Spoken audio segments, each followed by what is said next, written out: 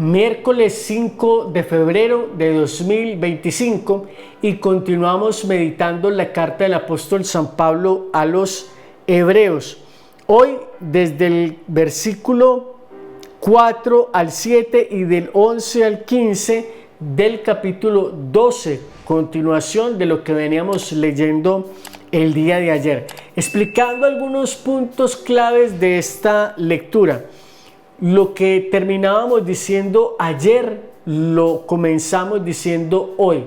Todavía no hemos llegado hasta la sangre por causa de nuestra lucha contra el pecado.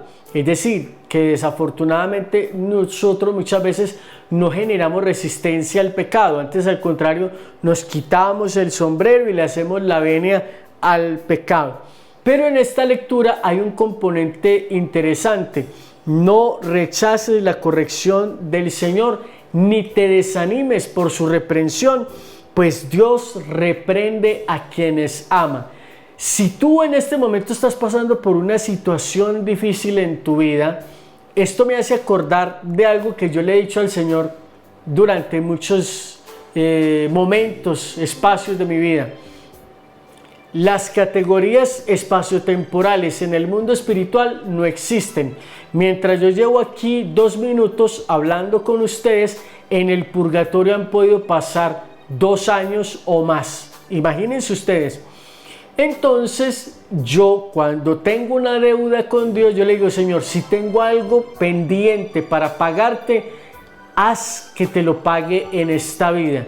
Ya sea porque sufra un revés en mi vida, algo que me cause dolor, o ya sea porque Dios me permita purificar de alguna manera mis pecados y mis faltas, para que cuando yo me vaya de esta vida no tenga nada pendiente, y si me toca pasar por el purgatorio, que sea un tiempo muy breve. Entonces, entiendan, mis queridos hermanos, cuando un padre ama verdaderamente a su hijo, si ve que está haciendo algo que no está bien, lo reprende, y eso es lo que hace Dios con nosotros. Si tú en este momento estás pasando por una situación difícil, no vayas a pensar de primero que es que Dios te está reprendiendo, te está castigando. No, ¿cómo estoy yo actuando ante la vida? Voy a poner un ejemplo. Tú eres una persona que dice: no, es que yo ya no consigo trabajo, y cuando viene alguien a ofrecerte una oportunidad de empleo, tú la rechazas simplemente por alguna situación que tienes en tu interior, y dices: no, es que Dios a mí me abandonó, es que Dios a mí tal cosa, es que Dios a mí no me escucha, es que yo no sé por qué me está pasando, yo fue que maté un cura o qué, y empiezas a renegar de esa situación y no entiendes que tal vez estás experimentando cosas negativas en tu vida porque estás actuando de manera mala. Entonces, dices que no tienes trabajo, pero viene alguien y te ofrece trabajo y lo rechazas. ¿Por qué? Porque no es lo tuyo, porque no te gusta, porque te parece difícil, porque allá la excusa que tú tengas, pero te ofrecieron una oportunidad de trabajo y no la quisiste tomar. Y fuera de eso te quejas de que Dios te abandonó y que no puedes conseguir trabajo porque Dios te abandonó. Entonces, antes de irnos a la parte espiritual y decir: es que Dios es el que me tiene sin trabajo, es que Dios es el que me abandonó, vigila y descarta todas las posibilidades de cómo estás haciendo, cómo estás actuando frente a la vida antes de decir: es que Dios me abandonó.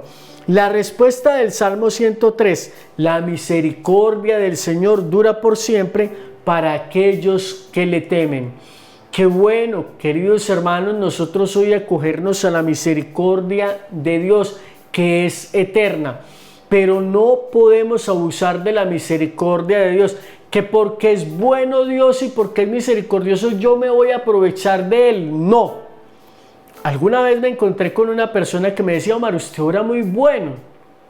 Y yo: gracias.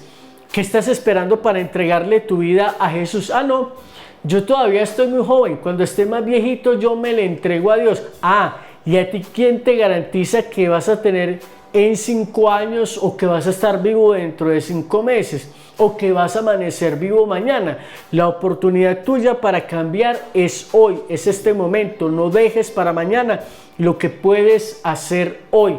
Y tampoco vayas por ahí pensando que como Dios es misericordioso, entonces tú vas a abusar de la misericordia de Dios portándote mal y decir, no, yo me convierto cuando tenga 35, 40, 50 años y Dios me perdonará. No, porque tú estás haciendo algo a propósito, con plenitud de conciencia, sabiendo que lo que estás haciendo está mal, y en ese caso no vas a poder acceder a la misericordia de Dios de la misma manera. No abuses, porque la puerta de la misericordia no va a estar abierta siempre, y Dios conoce la vida de cada corazón como para decirle, este requiere y recibe mi misericordia, este otro no la recibe porque actuó adrede, porque lo hizo a propósito. Cuando un hijo tuyo se equivoca sin saber que está mal, tú eres indulgente con él.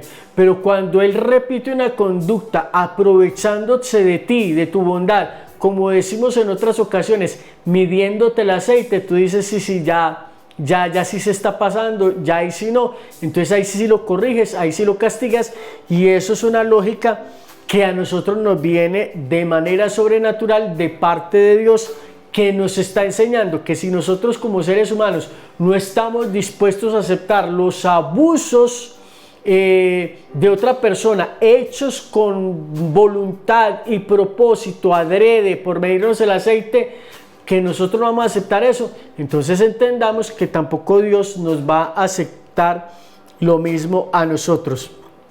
Evangelio según San Marcos, capítulo 6, versículos del 1 al 6, pues como está corto el Evangelio, lo leemos. En aquel tiempo Jesús se dirigió a su ciudad y lo seguían sus discípulos. Cuando llegó el sábado, empezó a enseñar en la sinagoga. La multitud que lo oía se preguntaba asombrada, ¿de dónde saca eso? ¿Qué sabiduría es esa que le ha sido dada? Y esos milagros que realizan sus manos. ¿No es este el carpintero, el hijo de María, hermano de Santiago, José, Judas y Simón, y sus hermanas no viven con nosotros aquí? Y se escandalizaban a cuenta de él. Les decía, no desprecian a un profeta más que en su propia tierra, entre sus parientes y en su casa. No pudo hacer allí ningún milagro, solo curó a algunos enfermos imponiéndole las manos, y se admiraba de su falta de fe. Recorría los pueblos de alrededor enseñando. Palabra del Señor, gloria a ti, Señor Jesús. Y yo que pensé que este evangelio estaba cortito y no me iba a alargar más, pero aquí hay algo interesante por decir. Ustedes me disculpo de antemano, no quiero ser costumbre grabar videos de más de 5 minutos, pero el que quiera conocer del reino, que se aguante los tirones, porque aquí viene algo interesante. ¿De dónde saca esta sabiduría? Si este es el hijo del carpintero, su madre es María y viven entre nosotros sus hermanos, sabemos quién es. ¿Cómo nos cuesta a nosotros de harto trabajo entender que hayan personas entre nosotros que sean tocadas por Dios y que tengan algo especial para compartir con nosotros? Es que le estamos metiendo nuestra lógica humana y por eso chocamos ante este tipo de cosas que a veces no podemos entender. Sabemos quién es, lo hemos visto crecer, sabemos de dónde viene, su papá es José, su mamá es María. Y aquí hay algo que pues precisamente como lo han visto crecer, entonces no tienen fe para creer que Él es el Mesías, que hay algo sobrenatural en Él. Y un segundo elemento al que me quiero referir, aunque no es el centro, pero como lo menciona accidentalmente, pues yo también lo explico de manera accidental para que no nos dejemos confundir. Las personas que está nombrando aquí como hermanos de Jesús, Santiago, José, Judas y Simón, en verdad no son hermanos de sangre de Jesús, es decir, no son hijos de María su madre, son parientes cercanos. En la época de Jesús habían muchas mujeres que se llamaban María. Sí, estaba la mujer de Alfeo, estaba la madre de los hijos del Zebedeo, que entre otras cosas Santiago era uno de los hijos del Zebedeo y José, que era de nombre Juan. Santiago y Juan eran hijos del Zebedeo, entonces no son hermanos de Jesús. Y Judas, que era discípulo de Jesús, tampoco era hermano de sangre de Jesús. Aquí es donde muchos hermanos no católicos se topan con una contradicción muy grande en sus vidas, porque ellos mismos a veces se atreven también a decir que ni los hermanos de Jesús creían en él. Entonces, ¿lo seguían o no lo seguían? Ahí van viendo ustedes las incoherencias, para que nos demos cuenta cómo muchas personas simplemente no le hacen justicia a la Sagrada Escritura, porque por estar leyendo rápidamente para encontrar algo que decir en contra de la Iglesia Católica, claro, Santiago, José, Judas, Simón y sus hermanas, o sea, María tuvo mucho más hijos. Entonces, queridos hermanos, es una contradicción total. Todavía escucho por ahí en mi espíritu una voz que dice: este hombre tuerce las escrituras descaradamente y está mal. Pues déjame decirte, hermano y hermana, que si tú lees el Evangelio de Juan, cuando Jesús está en la cruz, allí hay dos personas muy importantes para él, aunque habían más. Estaba María Magdalena, estaban otras mujeres, y estaba Juan y estaba María, la madre de Jesús. Si es verdad que María tenía más hijos, Jesús no podía decirle a María: María, he ahí a tu hijo, señalando a Juan, y no podía decirle a Juan: he ahí a tu madre, señalando a María. ¿Por qué? Porque aquí nos están diciendo Santiago, José, Judas, Simón y sus hermanas, que pues entonces ya estamos hablando de un plural, sus hermanas, que no sabemos si son dos o tres, y no sabemos en qué momento José y María levantaron tantos muchachos, cuando las palabras del Evangelio nos muestran algo totalmente diferente en ciertos puntos. Vuelvo y digo, falta de coherencia, falta de entender y falta de humildad por poner la lógica humana por encima de la espiritualidad. Es que era normal que José y María tuvieran más hijos, es que era normal que José y María tuvieran una sexualidad después del nacimiento de Jesús. Primer elemento y argumento en contra: yo, siendo totalmente humano y pecador como soy, si yo soy José, el esposo de María, y el Espíritu Santo a través del sueño con el ángel Gabriel me dice que lo que hay en ella es obra del Espíritu Santo y el que está ahí es el Mesías, yo no tengo un mal pensamiento con María, no soy capaz. Yo, que soy pecador, yo que soy frágil, no sería capaz de mirar carnalmente a esa mujer. Segundo elemento, vuelvo y digo, me estoy haciendo larguito, pero es con propósito de que ustedes entiendan esto y no se dejen engañar por los hermanos descarados, separados. Entonces, cuando Jesús nace, al momento de la presentación en el templo han pasado 40 días, que celebrábamos el domingo anterior la fiesta de la presentación, 2 de febrero, domingo 2 de febrero de 2025. Han pasado 40 días, la purificación de la madre. Es decir, el niño fue presentado en el templo 40 días después, pero a los 8 días de haber nacido tenía que ser circuncidado, y estas dos cosas eran cuestión de ley.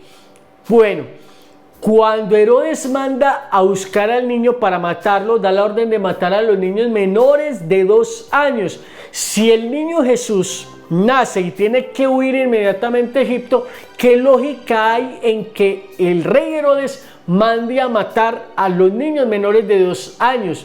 Lo que nos está queriendo decir el texto es que al momento de la huida a Egipto, cuando el ángel se le presenta en sueños a José y le dice: toma al niño y a su madre, no dice toma a los hijos y a tu mujer, toma al niño y a su madre, lo habla en singular.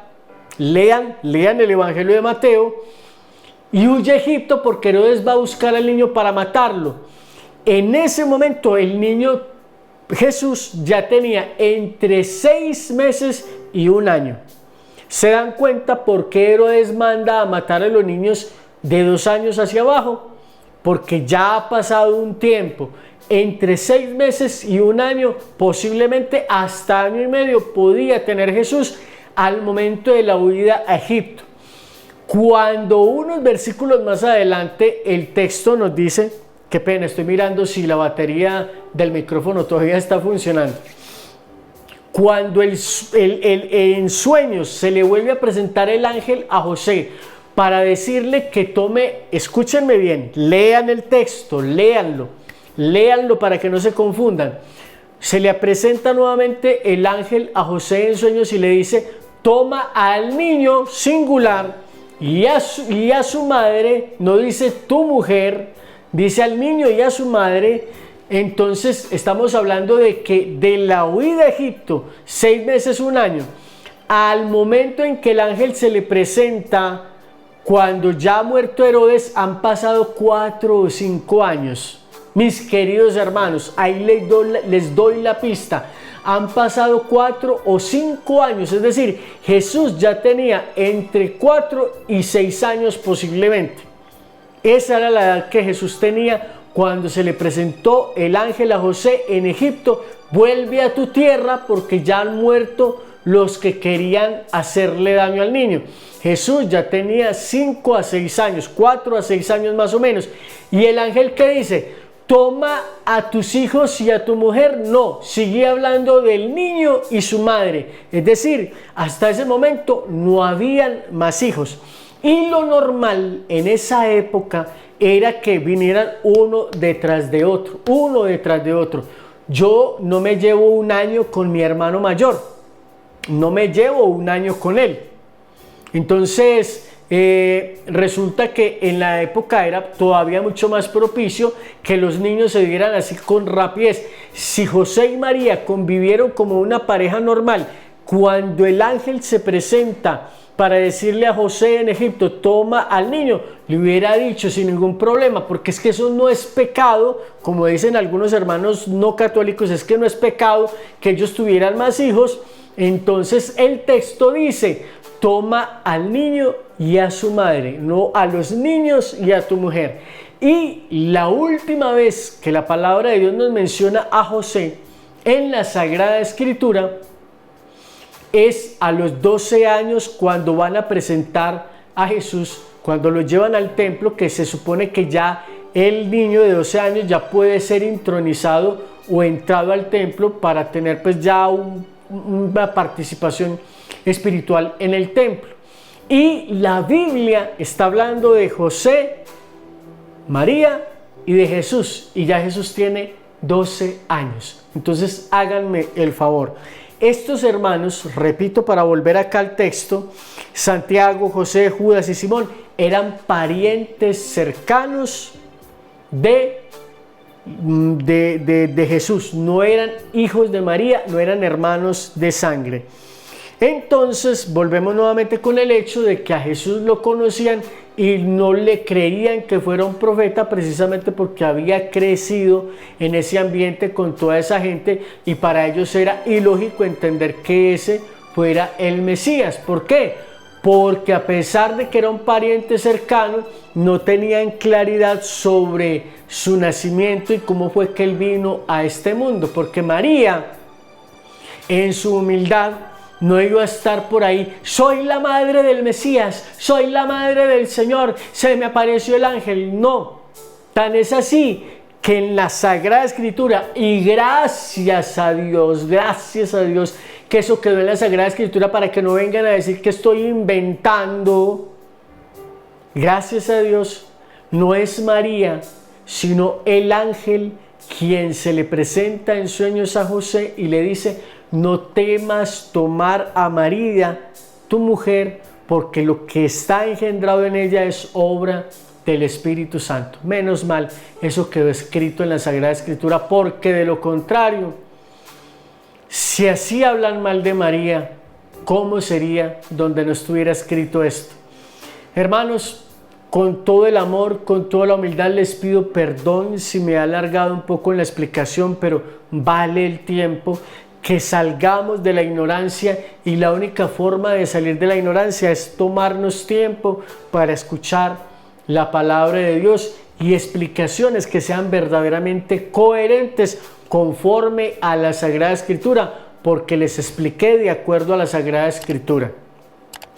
Pueden colgar este video en el muro de sus redes sociales, invitar a muchos hermanos a se suscriban a este canal yendo al enlace que queda en la descripción del video y activando la campana de notificaciones para que reciban alertas cada vez que subamos nuevo contenido a nuestro canal. A ustedes por su atención, muchas gracias, Dios les bendiga.